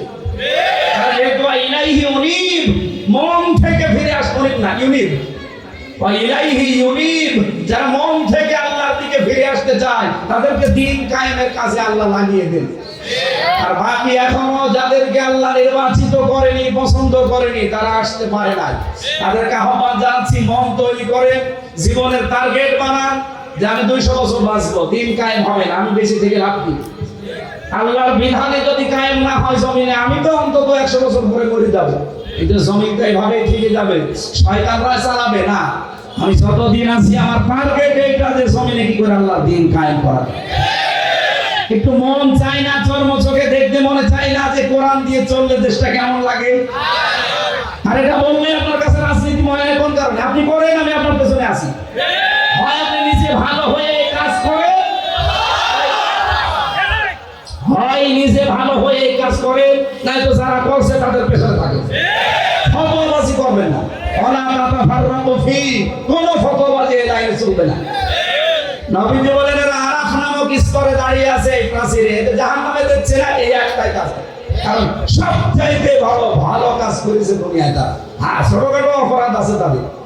এখানে আরাফ সূরা থেকে তাফসীর শুনবেন, এই বিষয়টা আপনি নিজেকে ভাবেন তো, এই প্রাচীরের উপরে আমি দাঁড়িয়ে আছি, হয়তো মা বাবার সাথে খারাপ আচরণ করেছি, তাদের হক আদায় করি না, জান্নাত আল্লাহ দেবে না, জীবনও দেবে না, জাহান্নামও দিচ্ছে না, শুধু দিন কায়েম করার চেষ্টা ছিলাম এই কারণে। এখন এখানেই যদি দাঁড়িয়ে থাকা লাগে, তা আমার মতো কপাল পোড়া কেউ আছে? এখানে এখন থেকে সংশোধন হওয়ার সময়। আল্লাহ রবিউল আউয়াল মাসে যে আয়াতটা পড়েছি, এত বড় বিশাল সূরা থেকে 206টা আয়াত, এই আয়াতের ভেতরে আল্লাহ প্রথম গুণাগুণ দিচ্ছেন, আল্লাযীনা যারা ইয়াত্তাবিউনার রাসূলান নাবিয়্যাল উম্মিয়্যা, যারা অনুসরণ করে রাসূলের, নবীর এবং নবীর গুণাগুণ। 1 নম্বরে তিনি আল্লাহর রাসূল ছিলেন, 2 নম্বরে তিনি নবী ছিলেন, 3 নম্বরে তিনি উম্মি ছিলেন। উম্মি মানে নিরক্ষর। এভাবে আমাদের মতো তিনি লিখে পড়ে এভাবে পাস করেননি, কিন্তু এই পৃথিবীতে সবচাইতে জ্ঞানী মানুষ বলা হয় সব দিক থেকে মুহাম্মদুর রাসূলুল্লাহকে। এই জন্য নবীজি নিজে মাঝে মাঝে বলতেন, ইন্নামা বুইস্তু মুআল্লিমান, অবশ্যই আমার আল্লাহ এই পৃথিবীতে আমাকে পাঠিয়েছে শিক্ষক করে। কি করে? বলেন বলেন। এই যে ইন্না মা দেওয়া আছে, একটু ভালো করে শুনুন। ইন্নার পরে যদি মা আসে কোনো জায়গায়, কোরআনে হোক হাদিসে হোক, আপনি আরবি গ্রামারের নিয়ম হচ্ছে ইন্নার পরে মা যোগ হলে অর্থ দাঁড়ায় একমাত্র, কেবলমাত্র, শুধুমাত্র। বুইস্তু আমাকে পাঠানো হয়েছে মুআল্লিম, শিক্ষক হিসাবে। বিশ্বনবী এই পৃথিবীতে শিক্ষক ছিলেন, অথচ তিনি বলেন আমি নিরক্ষর, অক্ষরই চিনি না, লেখাপড়া জানি না। বিষয়টা কেমন হয়ে গেল? এই পৃথিবীতে যার কাছে যে শেখে সে হচ্ছে শিক্ষক, আর যে শেখে সে ছাত্র। যেহেতু সারা জীবন শিক্ষককে দেখলে ছাত্র সম্মান দিতে বাধ্য। বলেন বলেন। নবীজি যদি দুনিয়ায় কারোর কাছে শেখে তাহলে তো তার ছাত্র হয়ে যাবে, তার আবার সম্মান করে কথা বলা লাগবে। এজন্য নবীজির রওজায় লেখা আছে ওই সূরা হুজুরাতের আয়াতটা, লা তুকদ্দিমু বাইনা ইয়াদাইল্লাহি ওয়া রাসূলা, লা তারফাউ আসওয়াতাকুম ফাওকা সাওতিন নাবিয়্যি, ইলা আখির আয়াত। তোমাদের আওয়াজ যেন রাসূলের আওয়াজের উপরে না ওঠে, তোমাদের কদম যেন রাসূলের কদমের সামনে চলে না যায়। আমার ভাইরা, বিশ্বনবী মুহাম্মদ রাসূলুল্লাহ কাউকে সম্মান দেবে শিক্ষক হিসাবে, এটা মানায় না নবীর জন্য। আমার আল্লাহ এই জন্য নিজে সরাসরি শিক্ষক হয়ে জিবরাইলের মাধ্যমে নবীকে শিখিয়েছেন। জোরে বলেন সুবহানাল্লাহ। নবীজি যে উম্মি ছিলেন, নবীজি যে উম্মি ছিলেন, এটা তার দর্শনীয় না, এটা তার একটা মর্যাদার প্রতীক। যে লেখাপড়া দুনিয়ার মানুষের কাছে না করে তিনি মহান শিক্ষক। আল্লাহ রাব্বুল আলামিন এবার জানিয়েছেন, আল্লাযী ইয়াজিদুনাহু মাকতুবান ইনদাহুম ফিত তাওরাত ওয়াল ইনজিল। আজ ইহুদি খ্রিস্টানরা আপনার কাছে এসে মানতে চায় না, অথচ ওদের ইনজিল, ওদের তাওরাতের ভেতরে আপনার পরিচয় আমি লিখে দিয়েছি যে এই গুণাগুণগুলো আমার নবীর আছে, তোমরা মিলিয়ে নাও। যতগুলো গুণাগুণ আল্লাহর নবীকে আল্লাহ দিয়েছিলেন তার ভেতরে এক নম্বরে ইয়ামুরুহুম বিল মারুফ, তিনি ভালো কাজ বা পরিচিত কাজের আদেশ দিতেন। ওয়া ইয়ানহাহুম আনিল মুনকার, অন্যায় কাজগুলো তিনি বাধা দিয়ে বন্ধ করে দিতেন। বলেন তো 54 বছরে কি আমরা অন্যায় কাজ বাধা দেওয়ার মতো শক্তি সামর্থ্য তৈরি করতে পেরেছি? কি করেছি? অনুরোধ যে ভাই এটা না করলে ভালো হয়। আপনার বিবেকে কি বলে? ইসলামের কোন কাজ কি অনুরোধ না আদেশ? 92% মুসলমানের দেশে যদি ইসলাম আদেশের জায়গায় যেতে না পারে, তাহলে অনুরোধের জায়গায় থাকে, তাহলে কবে আবার কি করবে? সারা জীবন খালি অনুরোধই করে যাবো, সলিমুদ্দিন নামাজ পড়ো। আমরা এবার ইসলামকে শুধুমাত্র অনুরোধের জায়গা না, ওয়ায়ানহাহুম আনিল মুনকার, অন্যায় কাজে আমরা বাধা দিতে চাই। কথা বলে দেখেন, চাঁদাবাজি করা অন্যায় না? এ কাজ কি অনুরোধে হবে? কি হবে? বাধা দেওয়া লাগবে, আর বাধা দিতে হলে বাধা দেওয়ার জায়গা থাকা লাগে। ইসলামকে ওই জায়গায় নিয়ে এবার পৌঁছিয়ে দেন, কিয়ামতের আগে বাংলাদেশে চাঁদাবাজি হবে না। এবার আর দুইটা গুরুত্বপূর্ণ পয়েন্ট আছে, এটা শুনবেন না? এনারা মাহফিল দিয়েছে খালি যুবকরা, কয়েকটা মুরব্বীকে সাথে নিয়ে যুবকেরা দিয়েছে, ওনারা লিখে দিয়েছে কিছু টাকা পয়সা কালেকশন করে। আমি আসলে এগুলো পারি না, তারপরও মানুষজন যেহেতু আছে, কোরআন প্রচারে আপনার টাকা পয়সা খরচ না হলে কোথায় খরচ করবেন? 10টা টাকা হলেও আপনি আজকে দিয়ে যাবেন। যারা যাচ্ছে ভেতরে এই লাইন দিয়ে ওই লাইনে চলে যান, আমি এরপর আরম্ভ করছি। একবার টাকা করুন, এই তাড়াতাড়ি করুন, তাড়াতাড়ি করুন। আপনারা একটু বের করে রাখেন, এরা শুধু চলে যাবে। কোন জায়গায়? কোন জায়গায়?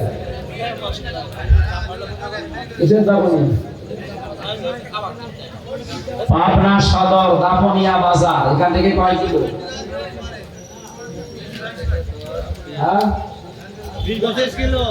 25 কিলো। দাপনিয়া বাজার, এটা পাবনা সদরে। 11 সেপ্টেম্বর আমার আলোচনা আছে রাত 9টায়। ওখানে যদি অত দূর যাওয়া দরকার নেই। এই আশপাশে আর কোনো জায়গা নেই? 9 তারিখে একটা আছে এই সামনের এই সেপ্টেম্বর আড়ামবাড়িয়া আছে 9 তারিখে, ওখানেও যদি উঠি এসে নামাজ পড়ে হয়তো 9টার ভিতরে উঠে পড়বো। হ্যাঁ তাড়াতাড়ি করেন, যারা দিতে চান অন্তত সামর্থ্য আছে বের করে রাখেন, গেলে দিয়ে দেবেন। সুবহানাল্লাহ আলহামদুলিল্লাহ লা ইলাহা ইল্লাল্লাহ সুবহানাল্লাহ আলহামদুলিল্লাহ লা ইলাহা ইল্লাল্লাহ লা ইলাহা ইল্লাল্লাহ মুহাম্মাদুর রাসূলুল্লাহ। একটু বের হন, তাড়াতাড়ি বের হন। মা বান্দার ভেতরে বাচ্চাদেরকে পাঠিয়ে দেন, ওরা যদি দেওয়ার মতো কেউ থাকে দিয়ে দেবে। সুবহানাল্লাহ আলহামদুলিল্লাহ লা ইলাহা ইল্লাল্লাহ সুবহানাল্লাহ আলহামদুলিল্লাহ লা ইলাহা ইল্লাল্লাহ লা ইলাহা ইল্লাল্লাহ মুহাম্মাদুর রাসূলুল্লাহ। নবীজির যে সমস্ত কাজগুলো ছিল তার অন্যতম কাজ হচ্ছে ভালো কাজে বা পরিচিত কাজে তিনি আদেশ দিতেন, অন্যায় কাজে বাধা তৈরি করতেন। পবিত্র যত জিনিস আছে, এর আগে অনেকগুলো জিনিস হারাম ছিল, অথচ পবিত্র এই বিষয়গুলো তিনি উম্মতের জন্য হালাল করে দিতেন। অপবিত্র জিনিস যেগুলো, নাপাক জিনিস, এগুলো তিনি হারাম ঘোষণা করতেন। এই যে বিড়ি যেটা যদিও হারাম না, কিন্তু এটা অপবিত্র জিনিস, এটা অবৈধ একটা জিনিস, এটা অনেকগুলো ক্ষতির কারণ। একটা লাঞ্চ নষ্ট হয়ে যায়, আর একটা মুখের দুর্গন্ধ তৈরি হয়, অর্থের অপচয় হয়, অনেকগুলো ক্ষতির সম্ভাবনা এর দ্বারা। এই জন্য এইটাও খাবাইসের ভেতরে অন্তর্ভুক্ত। তিনি সরিয়ে দিয়েছেন, তুলে নিয়েছেন তোমাদের উপর থেকে এমন বোঝাসমূহ, যেগুলো তোমাদেরকে বাঁকা করে রেখেছিল, ওগুলো সব তিনি তোমাদেরকে আল্লাহর পক্ষ থেকে আদেশ দিয়ে দিয়ে সরিয়ে দিয়েছে। আল্লাযীনা, সুতরাং এখন তোমাদের উচিত হবে আমানু বিহি, তার উপরে বিশ্বাস করা, ওয়াজ্জারুহু ওয়া নাসারুহু। এই মানুষটা এখন আর নেই, কিন্তু তার অনুসারীরা আছে, আলেমরা। পৃথিবীতে যদি এখন এই আয়াত কেউ মানতে চায়, তাহলে নবীর উত্তরাধিকারী আলেম ছাড়া এই পৃথিবীতে নবীর নায়েব রাসূল যারা, তাদের উপরে বিশ্বাস করা, তার মানে তাদের কথাগুলো মেনে চলা, তাদেরকে সাহায্য করা, সহযোগিতার জন্য তাদের শক্তি সামর্থ্য বৃদ্ধি করা। এরপরে আল্লাহ দিয়েছেন ওয়াত্তাবাউ, অনুসরণ করা, আন-নূর আল্লাযী উনজিলা মাআহু, তারা যে নূর নিয়ে এসেছে সেই নূর, তার মানে কোরআনে কারীম। উলাইকা হুমুল মুফলিহুন, এগুলো যদি দুনিয়ায় বাস্তবায়ন করে যেতে পারো, আমি আল্লাহ গ্যারান্টি দিচ্ছি তোমরা সফল হবে। জোরে বলেন সুবহানাল্লাহ। নবী বলেন, কোন মানুষ ইমানদার এখনো পর্যন্ত হতে পারে নাই যতক্ষণ তার কাছে তার ছেলে মেয়ে, স্ত্রী পুত্র, সন্তানাদি, এমনকি দুনিয়ার সব মানুষের চাইতে আমি নবী বেশি ভালোবাসা মহব্বতের জিনিস না হব। আল্লাহ আমাদেরকে হাদিসটা দুনিয়ায় এখনই মেনে চলার তৌফিক দেন, বলেন আমিন। আল্লাহুম্মা আমিন। লা ইলাহা ইল্লা আনতা সুবহানাক ইন্নী কুনতু মিনাজ জালিমিন। রব্বুল আলামিন পাবনা জেলার ঈশ্বরদী থানা মোলাডলি ফরিদপুর এলাকার দিকে একটু তাকাও। কোরআনের কথাগুলো যেভাবে এরা চাতক পাখির মতো বসে বসে শুনেছে, মেহেরবানি করে কথাগুলো